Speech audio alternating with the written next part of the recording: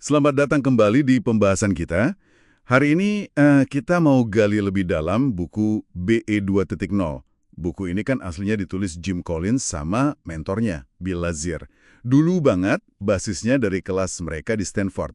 Tujuannya sih buat jadi panduan gitu ya, buat pemimpin, bangun perusahaan hebat yang bisa tahan lama. Nah, yang kita bahas sekarang ini edisi 2.0 yang diupdate sama Collins tahun 2020. Ada perspektif baru yang relevan banget buat zaman sekarang. Betul sekali. Jadi sumber kita ini edisi paling baru.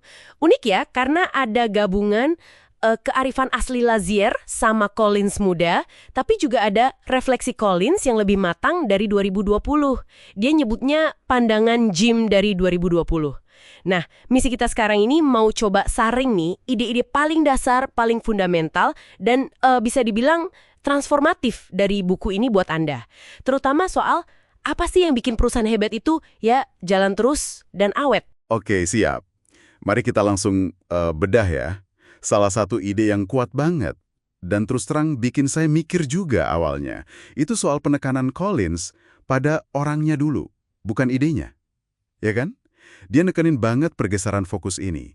Dari apa, kayak ide produk, strategi pasar gitu, ke siapa. Siapa orang yang tepat di tim Anda? Ini katanya fondasi segalanya. Ada cerita menarik soal Steve Jobs ya, waktu dia balik lagi ke Apple. Ditanya, langkah pertamanya apa? Dia nggak ngomongin produk baru loh, tapi justru nyari lagi orang-orang di dalam Apple yang masih pegang visi dan nilai awal perusahaan. Orang-orang yang semangatnya mau mengubah dunia itu.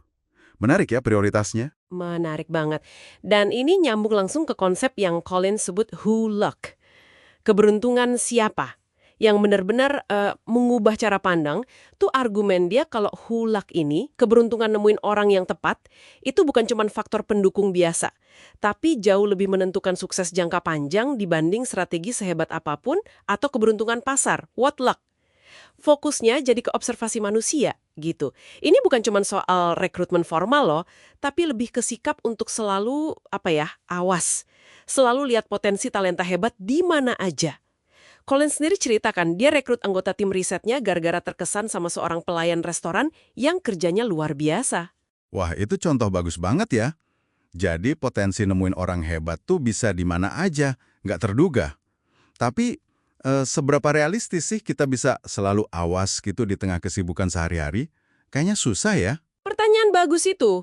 Collins mungkin bakal bilang ini bukan soal nambah kerjaan, tapi lebih ke ngubah cara pandang kita. Melihat tiap interaksi itu sebagai potensi.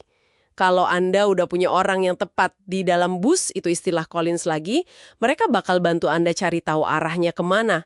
Bahkan mungkin nemuin tujuan yang lebih bagus lagi. Jadi buat Anda nih implikasinya jelas banget. Prioritas utama itu ya mencari, mengembangkan, dan mempertahankan orang-orang hebat di sekitar Anda. Di kerjaan maupun di hidup pribadi. Oke. Jadi fondasinya orang yang tepat. Sip. Nah, kalau udah dapat nih orang yang tepat, gimana cara memimpinnya? Ini nyambung ke ide menarik lainnya dari Collins yang kayaknya nantang anggapan umum deh. Soal kepemimpinan itu ternyata bukan soal kepribadian. Saya rasa banyak dari kita, yang mungkin termasuk saya, kejebak mikir kalau pemimpin hebat itu ya harus karismatik, pintar ngomong, punya pesona gitu. Persis. Collins nantang mitos itu. Pengalamannya ngajar di West Point, akademi militer itu bikin dia sadar kalau kepemimpinan efektif itu nggak terikat sama satu tipe kepribadian aja. Dia lihat sendiri kadet-kadet dengan sifat macem-macem. Ada yang pendiam, ada yang ramai. Ternyata semua bisa jadi pemimpin efektif kok. Contoh lain yang sering disebut juga Wendy Cobb, pendiri Teach for America. Dia kan dikenal pemalu ya, nggak banyak omong, tapi wow, berhasil bangun gerakan sosial global yang dampaknya luar biasa. Wah, ini rasanya melegakan ya. Jadi nggak perlu jadi orang lain gitu buat bisa memimpin. Terus, kalau bukan kepribadian, apa dong inti kepemimpinan menurut Collins? Intinya ada di definisi kepemimpinan versi dia yang menurut saya kuat banget. Seni membuat orang lain ingin melakukan apa yang harus dilakukan. Kata kuncinya di ingin itu. Bukan paksaan, bukan karena jabatan atau pesona luar aja, tapi kemampuan buat menginspirasi komitmen tulus dari dalam diri orang lain, komitmen ke tujuan atau misi bersama. Pemimpin bisa punya gaya macam-macam, tapi kuncinya adalah ngenalin dan pakai hadiah Anda kekuatan atau kelebihan unik Anda buat melayani misi itu. Nah, ini pertanyaan penting buat Anda renungkan mungkin. Apa hadiah kepemimpinan unik Anda, nggak peduli tipe kepribadian Anda? Dan gimana cara Anda bisa ngasahnya buat membangkitkan rasa ingin itu di orang lain? Oke.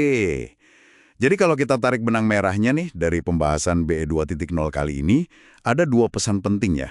Pertama, krusial banget dapetin orang yang tepat sebagai fondasi. Itu tadi, siapa sebelum apa. Kedua, kepemimpinan sejati itu lebih dalam dari sekedar gaya atau kepribadian. Intinya soal menginspirasi komitmen. Tepat sekali. Jadi intinya bangun tim dengan orang-orang yang punya nilai dan komitmen yang sejalan, terus pakai kekuatan unik Anda buat nyalain semangat mereka. Biar mereka mau gitu loh berkontribusi ke visi bersama. Kualitas kepemimpinan Anda itu pada akhirnya diukurnya bukan dari seberapa hebat Anda tampil di depan, tapi seberapa besar komitmen tulus yang berhasil Anda tumbuhkan di orang lain. Komitmen buat mencapai sesuatu yang berarti, bareng-bareng. Wah, ini banyak banget ya bahan buat direnungkan. Oke, sebagai penutup nih, kita mau tinggalkan satu pemikiran buat Anda bawa pulang.